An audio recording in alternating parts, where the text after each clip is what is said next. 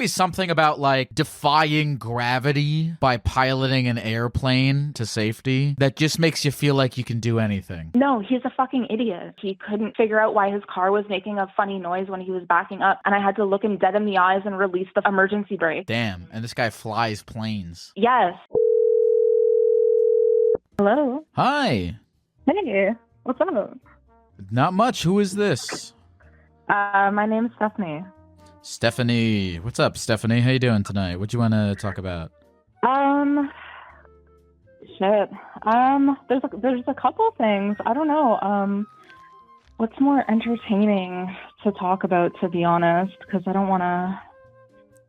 Yeah, okay. Nah, you know what? I want to nip this in the bud really quickly. And normally, I'll say this too. Normally, I'm like when I'm talking to callers, I am in a mindset of like, let's try our best. Let's like steer the conversation in a way that's entertaining to the people who are spending their time listening to this. But something about this moment right now, I'm like, fuck it. Let's just you and me, Stephanie. Let's talk about whatever the fuck you want to talk about. You know, I don't care about we could talk about your fucking grass, and we're fine. That's really nice of you. So what do you want to talk about?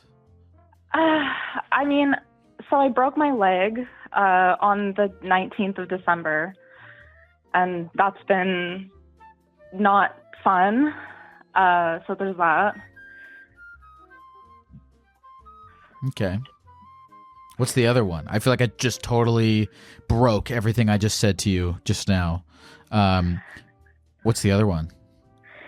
The other one's kind of like a workplace issue that I wanted to get outside perspective on, because I'm having, I don't even know what you would call it. It's a really long story, but there's a guy that I work with who recently came back to work, I guess. And this doesn't affect me right now because I'm not going to be able to go back to work like with a broken leg for at least like a couple more months. But I did see him at work once, and I know that I will again. And I just don't really know like how I should approach this situation because it's really fucking awkward. All right, so you were seeing this guy at work, and then he stopped working at your work, and now he's coming back? Well, we both worked. So I work for an airline. I'm a flight attendant. And we both worked for like the regional airline. And I transferred to mainline. And I thought I was rid of him. Like I would never have to see him again. And then I guess he got an offer to come over, and I saw him once. And I know I'm probably going to run into him again. And it was so uncomfortable. And were you guys like hooking up? Is that what, or did you date, or what was up? So we were dating for 3 months. So it wasn't a long time, but, oh my God, it's so bad. So we were together for 3 months, and he was like calling me his girlfriend. Like he started calling me his girlfriend. Mm-hmm. He said, "I love you," like really fast. And I kind of chalked it up to like maybe cultural differences, but you know, he said it like very quickly, which is kind of like weird, but I don't know. And he, hold on, cultural. Yeah, where's this guy from? Ethnically, he's Armenian, but he grew up in Iraq. So he's like all of his friends are like Persian. Oh, okay. I thought you were going to say he's like from Texas. No, no. I'm from Canada actually. So we both work for a Canadian airline. Mm-hmm. Okay. So he was calling you his girlfriend. Yeah. He was very like, you know, he would always say like, "Oh, I want you to feel comfortable at my apartment. I want you to feel like this is your like second home." Like, oh, wow. Every time I would like leave his apartment, I would like go and gather my items, and he would be like, "Oh, just leave your just tell me what shampoo you use, or like leave your shampoo here and it'll just be here for you." Like he was very like, he's like, "I want you to be comfortable," whatever.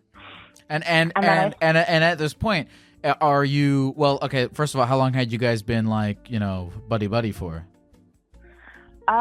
at that point, it was probably like 2 months because I actually didn't sleep with him until like probably like 3 or 4 weeks into it, and then we were. Yeah, so like in total, it was like 3.5 months, and by the 2-month point, he was like referring to me as his girlfriend. Said I love you, like and okay, so this guy, he's getting your favorite shampoo. He's calling you his girlfriend. He's letting you use his toothbrush. How are you feeling about? Are you like, oh, this is great, this is what I want, or are you like how are you feeling about it? Well, I mean, like 2 months isn't very long, so I was feeling, I don't know, I was just like looking how things were going. Like it was good. He was a nice guy. He was handsome, cultured. He had a good job. Like he's a pilot. So oh, he's a pilot? Yeah. Pilot and a flight attendant. That's something about that feels naughty. Yeah, I mean, when you start training as a flight attendant, the first thing they tell you is never sleep with pilots. Wait, did they really? They tell you that? Yeah. That's funny. Why do they tell you that? Because it's always bad news, as you will discover. So this is where the story gets. It is kind of funny because, like, when people talk about like power dynamics, right?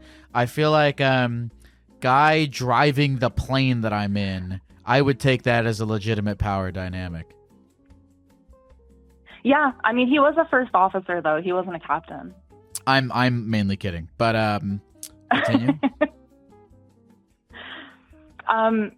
So basically, forgive me if I backtrack because the timeline of this just like sometimes I remember certain things. Anyway, okay, what happened was that I was working with this girl, and she's asking me what's going on in my life, and I tell her, oh, I have a newish boyfriend. She says, show me a picture. So I show a picture of this guy, the pilot, and the girl that I'm working with says, that's not your boyfriend, that's Amy's boyfriend. Yo. I said, what do you mean? She said, Amy, this other flight attendant that we work with, and we know each other fairly well because this is back when we were at the regional airline, which is like way smaller than the one that I work out at now. And she's like, that's Amy's boyfriend. And I was like, you're joking, like prove it. So she does. And I found out that so he told me that he was going up north with his guy friends and going for a little trip to a cottage up north or something. And he asked me if I could go over to his apartment and like water his plants while he was gone. God. Yeah.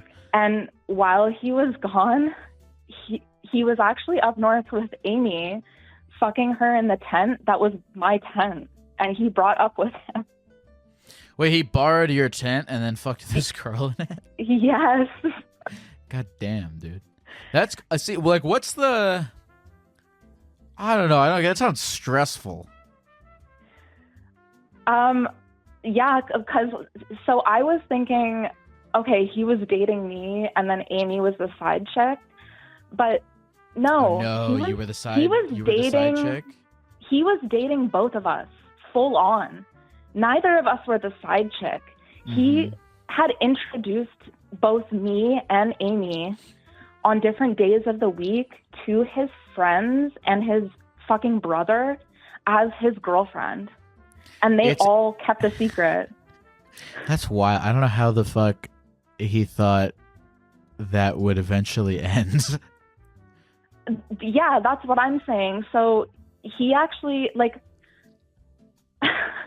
a day after my coworker spilled the beans to me and told me, like, hey, that's fucking Amy's boyfriend, he sent me a text and said, it's not working out. He was like, you're an angel, but this just isn't working out, so I think we should break up. And I just looked at that text and I was like, okay, so you like chose her over me, which like I don't like at this point, like I'm not heartbroken, like I'm just angry. But yeah, he thought it could all go away because he would like choose the other flight attendant over me, but he didn't know that I knew. So it ended up getting really ugly because I did tell him that I knew, and I also told the other girl about the whole situation, and it wasn't good for him. So did the other girl break up with him too? Yeah, 100%. But it was so bad because so I was kind of like iffy on this guy. Like there was things I liked about him, but there was also like a lot of stuff I didn't like about him, and I probably would have just broken up with him like in a few months myself. So I wasn't really like heartbroken at all. I was just like really angry that I had been made a fool of. But this other girl that I work with, she thought that she was going to like have babies with him and get married. Oh, this girl, Amy? Yeah. When you talked to her, when you spilled the beans to her, what did she say? She was sobbing. It was extremely uncomfortable, and I felt guilty for having told her, but like, really, what else was I supposed to do? Right. Was part of you like wondering if you did the right thing even? Yeah, but like I should have told her. Like, what else the fuck was I supposed to do? Right. Of course. Yeah. Right. Yeah. God, there's got to be something about like defying gravity by piloting an airplane with 100 people in it to safety. That just makes you feel like you can do anything. No, he's a fucking idiot. He's a moron. I remember one time we were in a fucking Starbucks parking lot, and he couldn't figure out why his car was making a funny noise when he was backing up, and I had to look him dead in the eyes and release the fucking emergency brake. Damn, and this guy flies planes. Yes, that's why there's two of them. See, I feel like a co-pilot would. Co-pilots they're definitely like the nice guys of the pilot. You know what I mean? I feel like if you're looking to really settle down, you go for a co-pilot, not a pilot.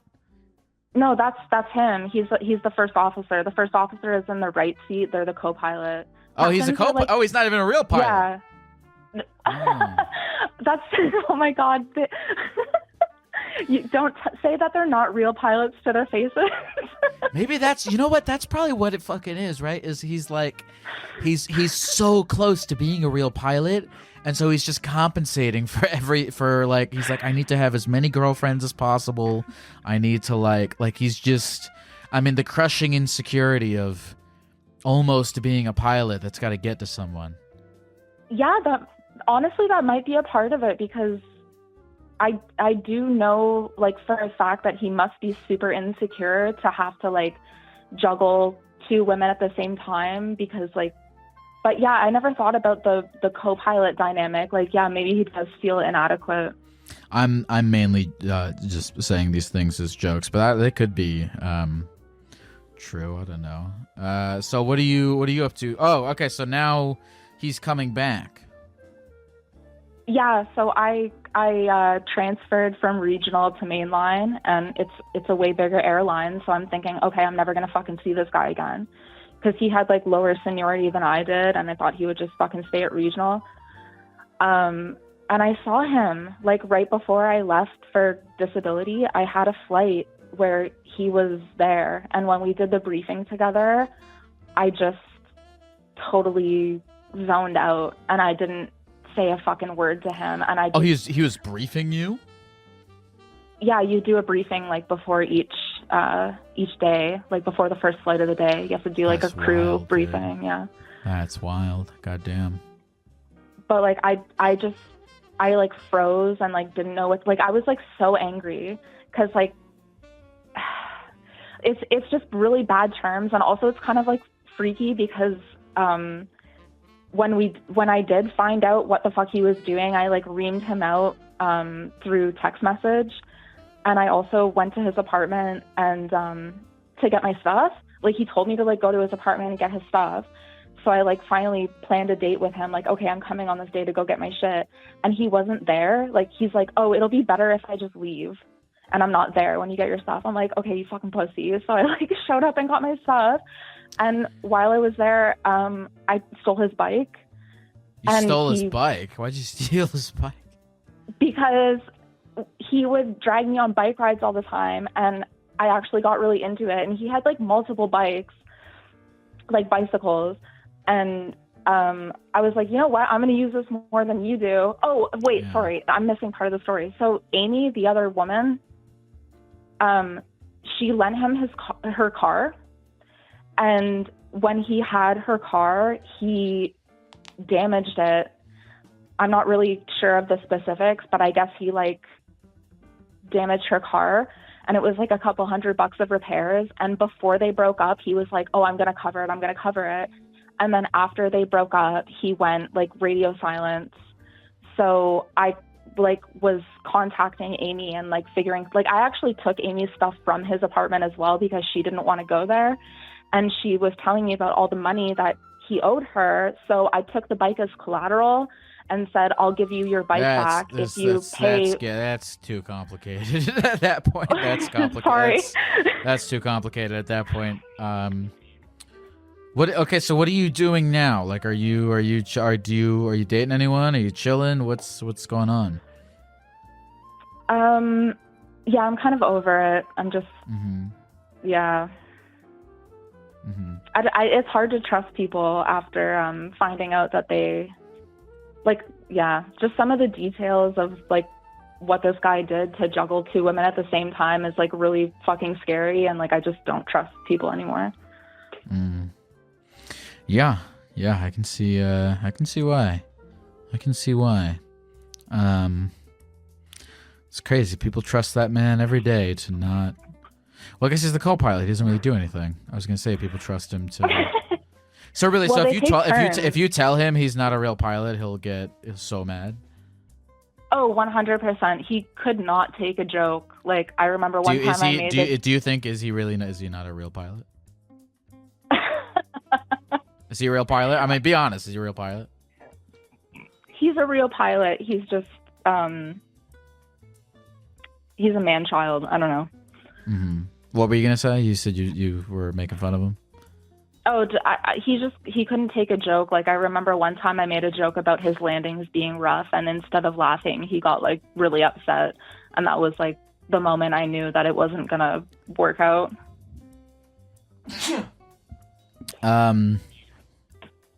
You made a joke about his landings being rough. Did he? I think it's important for the landings. Like the landings when most people like die, right?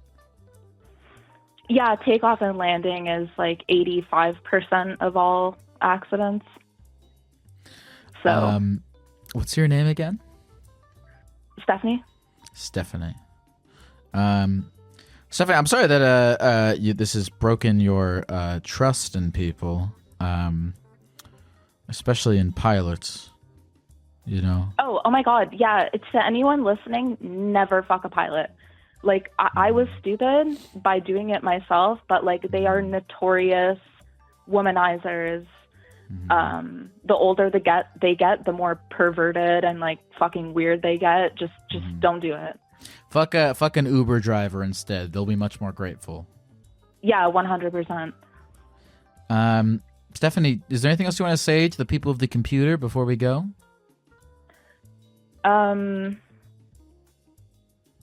Probably just don't shit where you eat. Like, never hook up with a coworker. Especially not in the sky. But so my question is, should I be nice to him if I see him again, or should I be mean to him? Like, am I justified to be mean to him? All right, I'm going to answer that question with this question to you. And like, you don't have to answer this right away, but like to answer, this is what I would think about in this situation. Should you be nice to him? Should you be mean to him? Truly think about that. You don't have to answer it right now, but like, which of those two things will make your life easier?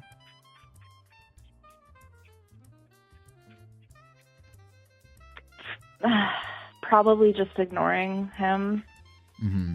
I can't answer But, that like, question for you, but that's how I would frame what you just asked. Yeah. It's just hard because part of me wants to like make his life miserable while we're working together, and then the other part of me is like, you're you're an asshole, or like you're pathetic if you like care so much. Again, it's a question of what's going to make your life and your day easier, right? Because sometimes harboring anger and trying to get back at people is a distraction from happiness, and then other times it feels good, but sometimes that good feeling is like a vice of some kind. But I can't answer that question for you, but that's how I would think about it. Okay. Thank you for calling, Stephanie, and I hope maybe one day I will ask you in the sky for a bag of peanuts. Bag of pretzels. That sounds good too. All right. Thanks for taking my call, dude. Bye, Stephanie. Okay, see ya. Hey folks, this is Lyle. I am very excited to announce that I am going back on tour in 2024 to do Therapy Gecko live all across the country. If you've never been to one of my live shows before, they're basically like giant group gecko therapy sessions where people from the audience come on stage to talk to a gecko about whatever they want, just like we do right here on the podcast. Plus, I mix in a few stories and presentations and little tidbits from my own life. Tickets are available right now at therapygeckotour.com, or you can find the link in the episode description. I'm announcing many more cities in the second half of the year, but right now, tickets are on sale for Phoenix, Arizona, Louisville, Kentucky, St. Louis, Missouri, Orlando, Florida, Tampa, Florida, Miami, Florida, Boston, Massachusetts, Denver, Colorado, Syracuse, New York, Albany, New York, Hartford, Connecticut, Las Vegas, Nevada, Salt Lake City, Utah, Nashville, Tennessee, Huntsville, Alabama, Chicago, Illinois, Milwaukee, Wisconsin, San Jose, California, San Francisco, California, Portland, Oregon, and Seattle, Washington. And you can get tickets for all of those cities at therapygeckotour.com. If you didn't hear me say your city, you can still go to the link and hit the RSVP button to get notified for when I do come to your city in the second half of the year. This is my third tour so far, and I think it's going to be sick. So I hope to see you there. Thanks. Hello? Hey, what's up, dog? How you doing? I'm doing all right, man. What do you want to talk about today? So, I just moved into my apartment about 2 weeks ago. Mm-hmm. And the previous tenant came over last night, and she knocked on my door. Let me backtrack a little bit. 10 minutes prior to her knocking on my door, the neighbor next door, I was walking in the hall ready to come back to my apartment, and he goes, "Hey, did you get new floors?" I'm like, "Yeah, I think I got new floors. They look fresh. They look clean to me." So after that happened, 10 minutes later, the previous tenant came by. She knocked on the door. I'm over here cooking in the kitchen, getting my gym prep right, things of that nature. I look through the peephole. It's this woman in all business attire. She looks a little older. I'm like, "Oh, what's going on? The manager ain't coming to my apartment." Like, so. What the fuck are you talking? You know what I'm saying? It's 7 o'clock at night. Like, yeah, keep going. I won't interrupt anymore. Okay, thank you. So I let her in, and she showed me her ID. She was explaining how she was the previous tenant and that she wanted to come in and see something about something she had to pay for. I believe it was something with the floors and the window and things of that nature. So I let her in, showed her around, and this was bold of me. I usually don't let strangers in, you know what I'm saying? I don't really like dealing with a whole lot of people coming into my personal space. This is my aura. This is where my energy is highest. You know what I'm saying? By the way, if I sound high, I am very high right now. I just took a dab of some cereal milk, and I'm feeling pretty good. You know what I'm saying? So I'm not going to interrupt this story to ask what a dab of cereal milk means, but go ahead. Oh, a dab of cereal milk? So, just continue. Okay, my bad. So, so I let her in. I let her show, I showed her around. And after I showed her around for a little bit, She was like starting to touch up on me a little bit, starting to touch my shoulder. And in my head, I'm thinking, why is she touching me like this? But at the same time, I'm like, I'm going to just let her keep touching me. Fuck it. So she asked I was. In my head, I was like, should I tell her my age? I'm 24, by the way. Should I tell her my age or should I? I said, fuck it. All right, you hold on. You're cutting out. I don't know what your phone is like getting horny listening to you tell the story, and it's driving it crazy. So you're cutting. What do you repeat what you were saying? You were cutting out, and I know that you're probably horny and running all around your house right now. So just stay in one place and continue speaking. All right, I'll sit down. My bad. Okay, great. What were you saying? Nice, lovely chair. So, she started rubbing up on my shoulder, and in my head, I was thinking, damn, should I tell her? No, I was telling her my age. She asked about my age. So I told her I was 24, and she was like, damn, I'm double your age. I'm like, what do you mean you're double my age? She pulls out her ID again. Turns out she was double my age. She was born, I believe, 1978. Wow. Which I thought was crazy. I'm like, damn, you want to rub up on me? You fucking cougar over here plotting and shit. Mm-hmm. So I offered her a glass of wine because I'm a wine connoisseur. I love wine. And she was a pastry chef, is what she said when we were talking a little bit. So I offered her some wine. We drank a little bit of wine. We were listening to some music, chopping it up. And then she come on to me and started kissing me. And I'm like, this shit is crazy. I had like a That's So Raven moment when time just stopped and I'm over here thinking about I'm over here just thinking about everything that's going on. And then after, she started kissing up on me, she tried to touch up on me. She was like, oh, I got to go back home to my daughters. So then she was like, let me get your Instagram and your phone number. I'm going to catch you later. So I haven't heard from her since, but that shit was weird yesterday. Wow, that's fucking awesome, man. That's really awesome. Cool. I had a great that's time. Really I cool. wanted to come back over. That's really cool. Did she message you again? Are you going to message her? What's up? So I messaged her the pictures that she needed for her little apartment. And then she said, oh, thank you. I really want to get back together sometime with you. And I said, whenever you're free, you're more than welcome to come over. And then she just hearted my message and left it on red. I was sick to my stomach.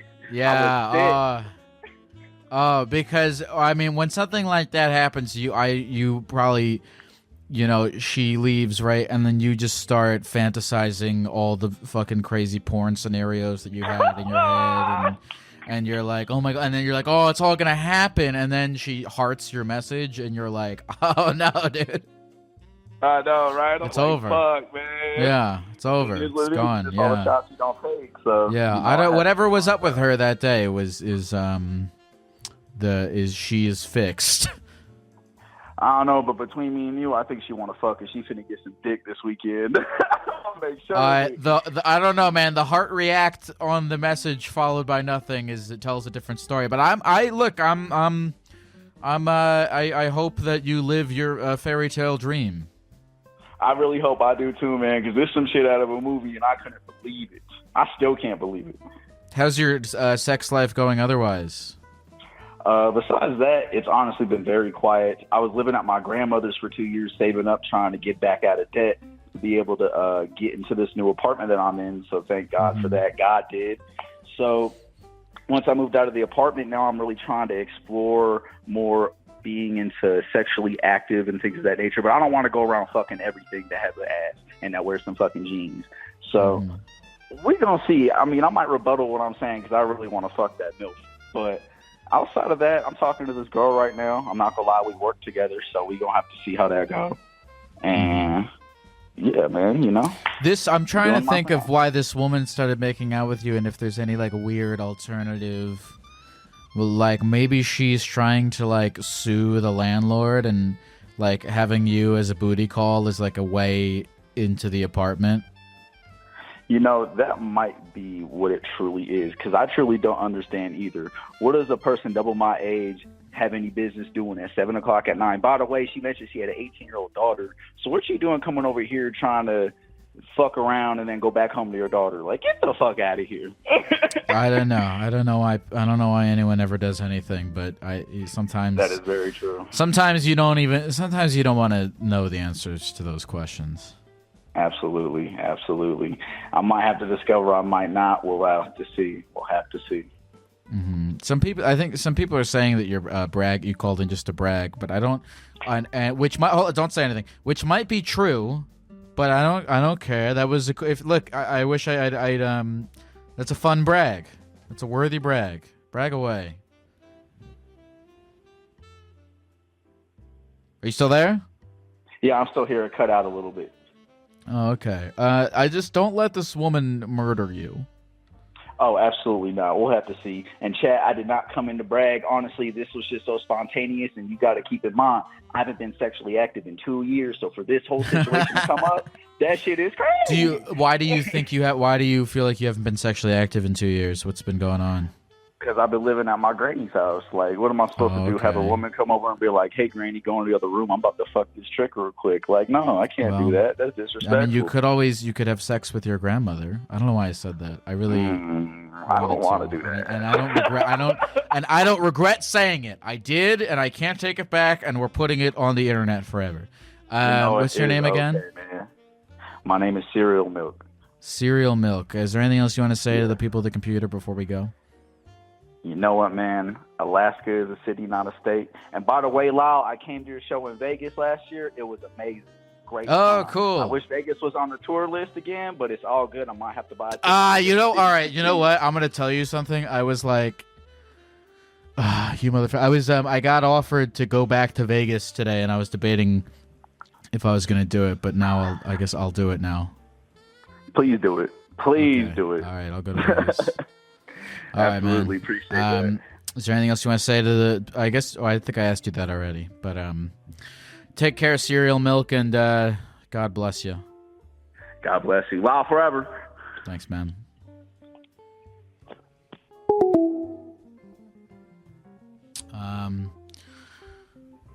Why did I say that if that guy could have sex with his grandma? Because sometimes it's fun to say horrible things.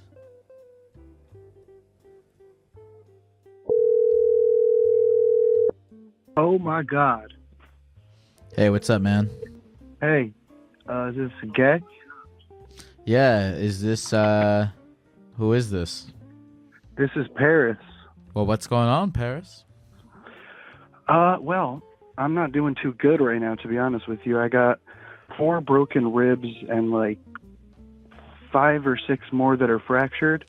And then 2 of my spinal things got knocked out of alignment when I got into a car accident 2 days ago. And this woman pulled me from the burning car. So that was quite good. Kind of a little guardian angel moment. But yeah, so that was basically how I've been feeling for the past couple of days, because that's a little bit of a wreck. I mean, I'm sure you can't receive texts through the message line because people would probably just send you dicks. But I tried to. No. I'm looking at. There we go. Yeah, this is a picture of you in the hospital bed. Oh shit! This is a picture of the car. The car looks pretty fucked up. Yeah, the car is fucked. And then right underneath that is a big picture of your cock. Oh, that I didn't mean to send you. That's my fault. No, these pictures look crazy, man. This car looks like it's that was the car. I wish I could. I mean, it's like yeah. Hopefully my reaction's enough. This is an audio medium. But yeah, this car looks like it's completely. Oh yeah, it was on fucking fire, man. So like, how'd you get out? It literally exploded. I was knocked out, unconscious, and this woman. Well, actually, first I was in the passenger seat, right? So first, the guy who was in the driver's seat, who is a friend but also an acid dealer, and had acid on him. So he pulled me out of the car and then started running because I guess it wasn't on fire at that point. And then the woman across the street noticed it was on fire and saw me laying in the middle of the road and pulled me away from the fire. And then that's when I woke up, and then I saw that it was about to explode. And then it did, and it was quite alarming. Damn, dude, that's some action movie shit that you just escaped out of. Yeah, definitely felt like it. We got T-boned into 2 telephone poles, I guess, according to, what they told me afterwards at the accident site. But then I just kind of went in the ambulance, and but the biggest problem was since he wasn't there, they thought I was driving, and I said my name was my brother's name, and I don't even really remember doing that, but I was really out of it. And then I was in the hospital and then discharged from the hospital under my brother's name, which I'm scared is fraud. Is that pause to ask me if that's fraud? I don't know. I'm not the guy for any of your legal questions, unfortunately. Yeah, probably not. But it's okay though. Yeah. No, I don't know, man. Yeah, that's an Attorney Tom question. But here, let's talk about this though. How do you feel? Just how do you feel in general? Are you making any changes to your life now that you almost died? Yeah, definitely. I was obviously a little messed up to be in the passenger seat of my own car. You know what I mean? So I say my own car, but it was a family car. Me and my brother shared a vehicle. Mm-hmm. I no longer have that right at this point. You no longer have the vehicle. Yeah, no, but he got a rental, and I'm not going to ask to drive it anytime soon. Okay. Anyway, so all right, man. So like, how do you feel about? You had a near-death experience, How does that? Yeah. How did that be anything? What did that become for you? Well, I was pretty. At first, I was pretty sad in the way that I was like, oh man, I kind of wish I had died. But then a lot of that is because I had a best friend who died very recently. So that added to my sadness a bit. But then once I was in the hospital and they told me about all my wounds and whatnot and started helping me heal, I stopped feeling that way, and then tried to more think about what kind of decisions I can make to not put myself in that position, such as making sure we were driving too late at night. It was stupid. The other guy hit and ran, so he was probably drunk or in a stolen car or some shit. And yeah, I just feel, one of my friends is really trying to push me towards religion at this point and God and spirituality, but I've always been a little bit hesitant on that. I don't know. How do you feel about it? Well, why did you? And look, we can get into this if you want, and we don't have to if you don't want to. But why did you feel like you wish you would have died? Well, just because I've been pretty depressed since he died, and I was really upset with myself for having, been out that late at night and letting all this happen. And also in a lot of pain, I guess, too. So it was just kind of a combination of all that, because I usually would say I'm not suicidal, but maybe wish I had been aborted. But I did genuinely feel like it in the moments, not in the moments afterwards, but once I kind of was coming to grips with the fact that I almost just died, because I was too out of it and concussed to really process it at the very beginning. Mm-hmm. And then in terms of how you feel like you're going to act differently in the future, tell me more about that. Well, first of all, I am going to make sure that I trust more sparingly. I mean, I shouldn't have put.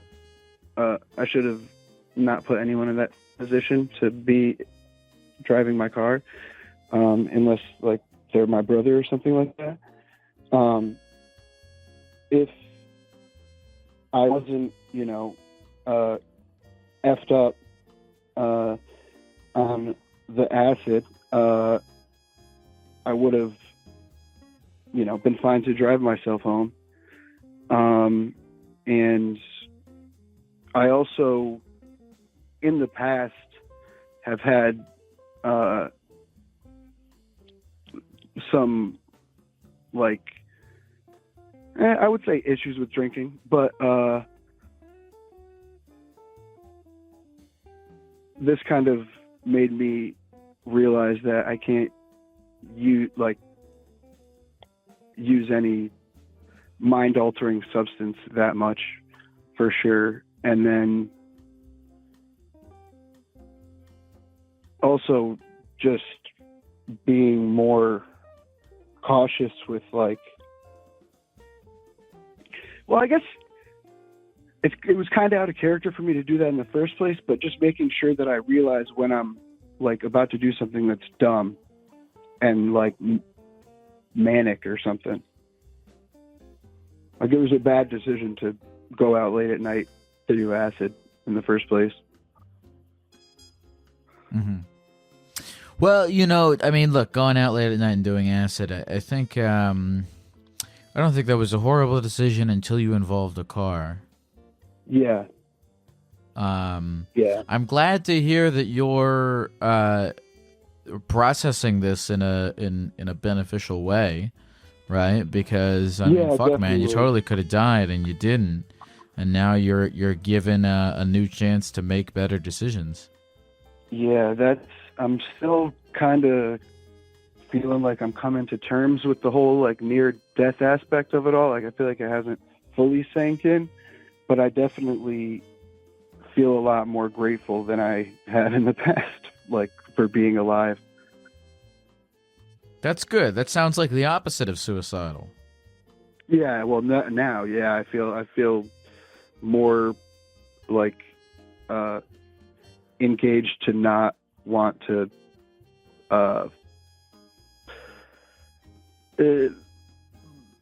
have anything like that happen again, or die in some kind of accident or something like that. I want to make sure that I can do something that at the end of the day matters a little bit. What do you want to do that you think will matter? Well, I went to film school. I went to NYU Tisch for filmmaking, and minored in screenwriting. And so I've been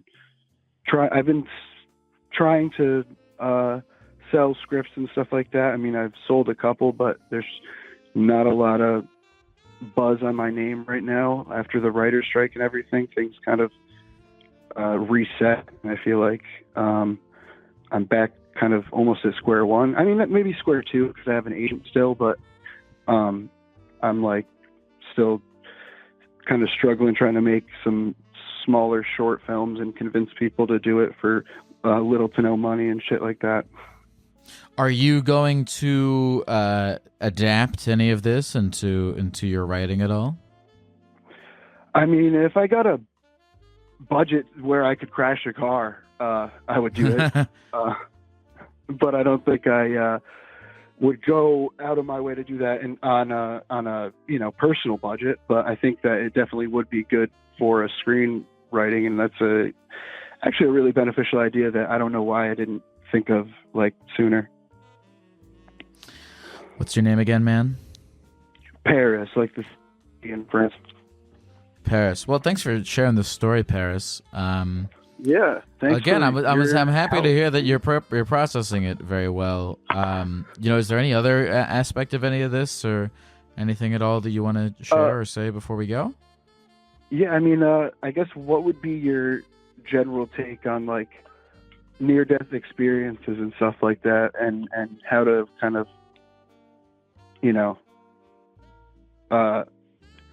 how they might either change your life or how they can make your outlook better. Well, that one's easy. I mean, look, man, you got nothing if you're dead, right? And so the things that stress you out in life, like, oh, I'm not selling enough screenplays, or, oh, my friend's mad at me, or, oh, this or that, and any day-to-day problem, even if it's a big one, I mean, any day-to-day stress or whatever, it just fucking pales in comparison to the stress that you have experienced of being in a car on fire. So next time somebody's not responding to your email fast enough after you sent them your script, you can just be like, well, at least I'm not in a car that's on fire. You get to use, and you're even lucky because you get to use that every day for the rest of your life. Anytime anything bad happens to you, you can go, well, at least I'm not in a car that's on fire. Someone in my family actually was in a car accident, and she told me that every time something annoying happens to her, like whatever, there's like a long line at the grocery store.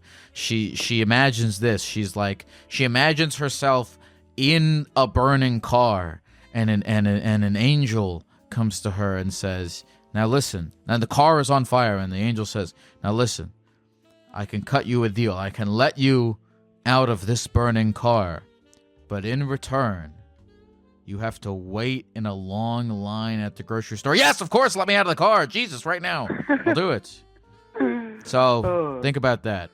That I guess is more of a literal case with me, because I did have a woman physically pull me out of the car, kind of a guardian angel situation, so I can take that one literally. Take care, Paris. Thank you very much for calling. Love you, Gek. Thank you so much. I really appreciate it. First time caller, man. long time fan. Take care. I hope to see your name on a movie someday. Yes, sir. When you do, make sure to shout it out. And if I get to direct it, I'll throw you a bone and give you a cameo. If you want a whole role, I'll give you a big one. Yeah, when my career is all the way at its bottom, I will very much accept your bone. Take care, Paris. All right. Bye-bye. Hello? Hi, what is your name? Holy shit. My name's Steph. What's up, Steph? What do you want to talk about today? I don't really have anything too crazy going on. I mean, there's always stuff, but nothing that I need, urgent advice on. That's good. So your life is perfect and nothing bad has ever happened to you ever. It's pretty good. No. No, definitely bad stuff a lot. But, I feel like, I don't know, you've had some crazy stuff on yours. None of my stories are as crazy. It's funny. Okay, so there was a caller. It's always funny when people say that. They're like, oh, I feel like I have nothing to talk about because you have all these crazy stories of people, getting into weird sex cults and doing methamphetamine and running from the cops in Argentina or whatever. But one of my favorite phone calls, and maybe it wasn't the call itself, but it was the idea behind it. There was this guy who called in. This was a while ago. This is over 1 or 2 years ago. This guy called in to talk about how he has this pizza place that he really likes in the state that he lives in, but then he took a trip to the state right over, one state over, and he had pizza at their pizza place, and it was better. And so now when he eats pizza at the pizza place in his state, it's not as good anymore. Even though he liked it before he tried the other pizza place. Isn't that fascinating? Isn't that it? There's so much there's life in that story, and that is nothing, that is not interesting at all, but it is interesting. It's like the microcosm of I don't know, a desire for a never-ending lust for novelty or something. I think about that guy every time people say that they don't have anything to talk about, because the things, at least that I want to hear about. I mean, people will call in and be like, yeah, man, I once did acid and ran from the cops. And I'll be like, all right, but that's not really a story. There's no humanity in that. You didn't learn anything. You didn't discover anything. You know, Yeah, there's and I guess much it's kind more of about, interesting like, stories how- that are lower concepts. So that's, I guess I'm saying that to make you hopefully think of anything that you know, is going on that, you know, maybe you ruled out as too minute. Gotcha. Yeah, I guess it's about, like, how you tell it versus, like, the actual content sometimes. I don't know. Well, I guess the main thing on my mind is I have, like, 5 more months on my lease in my current city, and I'm trying to think about, like, my next moves. I'm like, should I move home for a couple months and save and then move, or should I just move straight to another city and just be struggling again? Or you're struggling with paying rent? Yeah, I'm only like a couple years post-grad, but yeah, I'm like struggling to pay rent, which is fine, you know. I don't really live like a super expensive lifestyle anyway, but it would be nice to like have a little extra money. So I've thought about when my lease is up, like moving home for a couple months, which I would hate. Like I wouldn't even have like a room. Like I'd be like on my mom's like couch. But I'm like, is it worth it to do that just for the summer to get like, you know, like $5,000-$6,000 to help me move somewhere else? What do you do? I'm a graphic designer. Okay, cool. What do you like? Are you cool with your parents? Yeah, they're fine. All right. I mean, listen, man. I've said this a billion times on here, but I've done that. I mean, I started doing this podcast in my mom's basement. Granted, if I didn't have my own room and if I didn't have my own private like space, I think that would drive me significantly more insane. But yeah, that's the thing.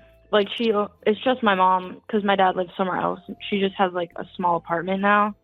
So I'm like, it would be really cramped. And like my younger brother would probably be there this summer too. Mm-hmm. So it's like, would it be worth it? Look, I don't think it's a terrible idea. This is we're getting into financial advice, Gecko, now, but I don't think that living at home to save money is a horrible idea. I mean, can you what city are you in? I'm in Philly.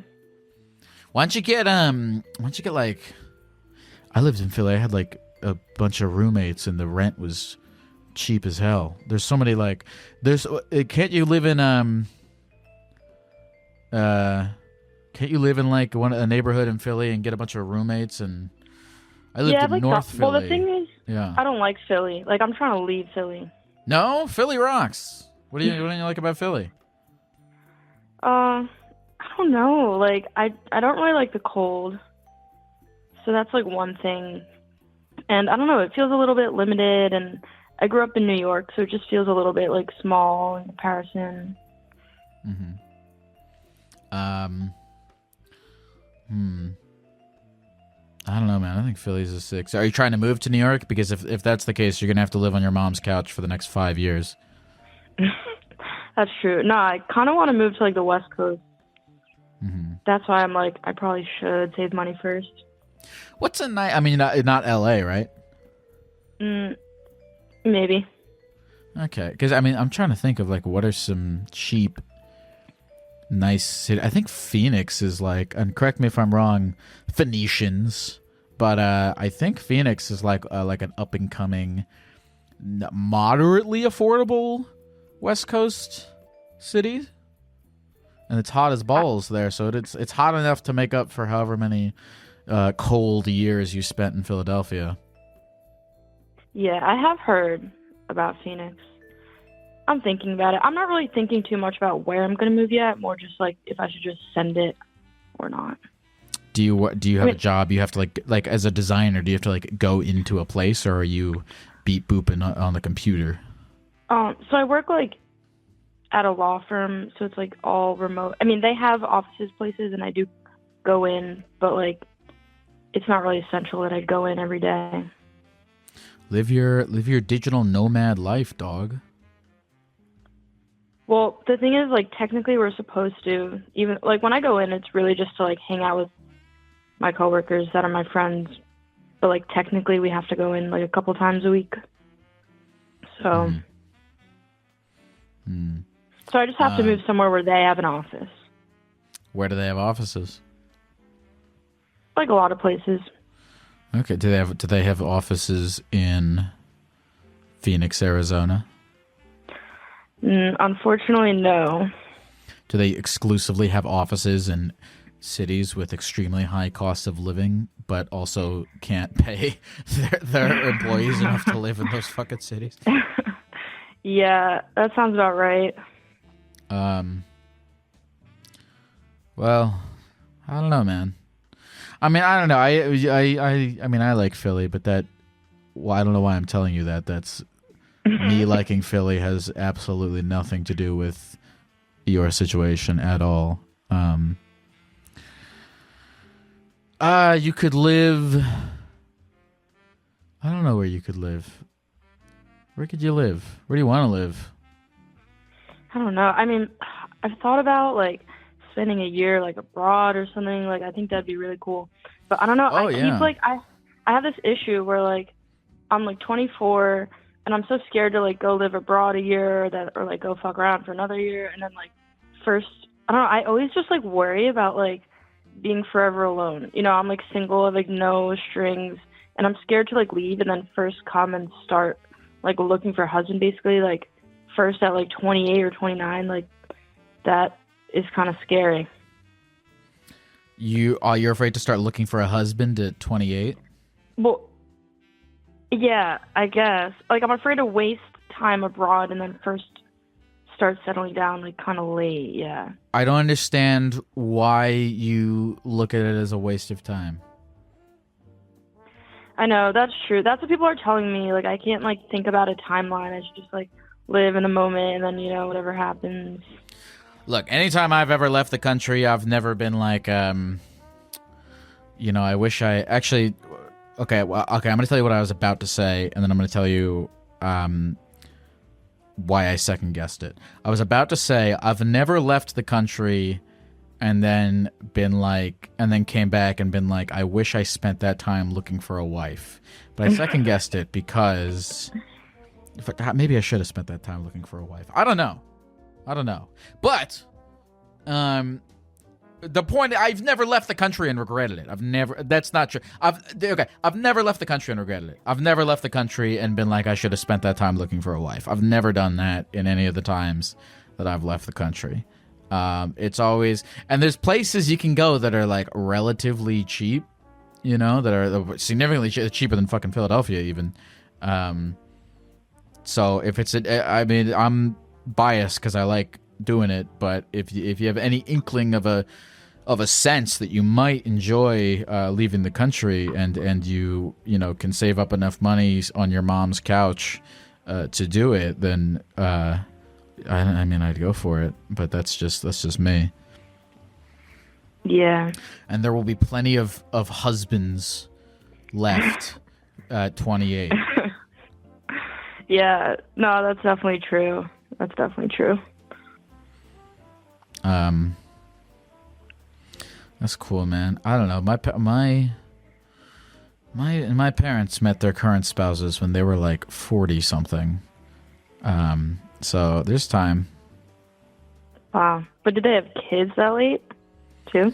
How old am I? How old is anyone? I think my parents had me when they were in like their late 30s or something like that. That's good to know. Plus, hey, maybe you go abroad and you meet a foreign guy. Yeah, that could be cool. Isn't that everyone's fantasy to like meet a hot European dude and get on his moped and never come back? Never come back. And that sounds like Taken. That doesn't sound like the fantasy. But you know what I'm saying? Yeah. I don't know. I feel like most of my friends like have no interest in that specific fantasy. Or most of your friends are married to their rural Pennsylvania boyfriends? No, not necessarily, but like I don't know, the whole like being like in a whole nother country and like finding someone there like so far away from like friends and family like isn't super appealing to me at least. To you? Or my friends. Yeah, like to me, like I'm not. I thought you just said you were thought about living abroad. Yeah, but it would only be for like a year or two, probably. Mm-hmm. Well, I don't know. I would. I mean, if I were you, if you're asking, I'm not going to tell you what to do, even though I would. If you're asking me what I think about this situation, I would tell you that you're not going to be old and decrepit at the age of 28. Yeah, I know. I don't know why I think I am. Like, when I hit 22, I feel like it's been downhill.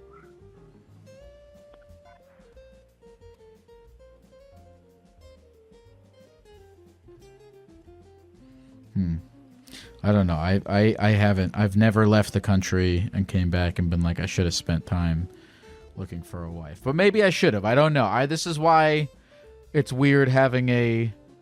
I wouldn't call this an advice show. This is a Gecko show more than anything. But it's weird because I don't know what makes any... I don't know what's going to make you stoked in life, Steph. But I do know that you're not going to...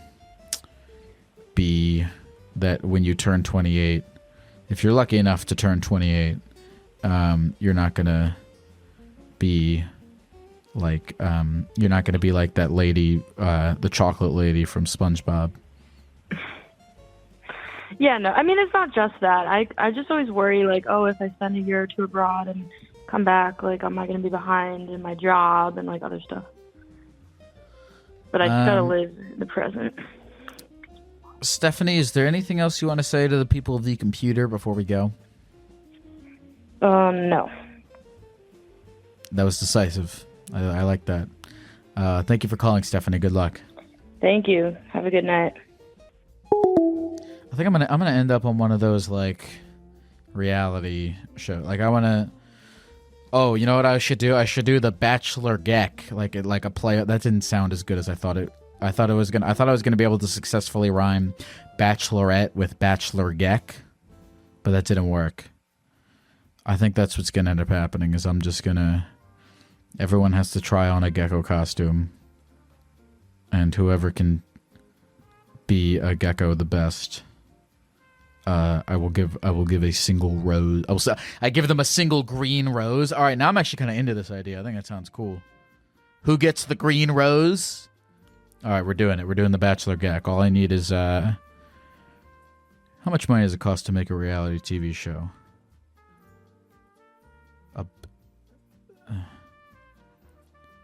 Actually, now I'm thinking about it, it sounds like a lot of work. I'll think of something.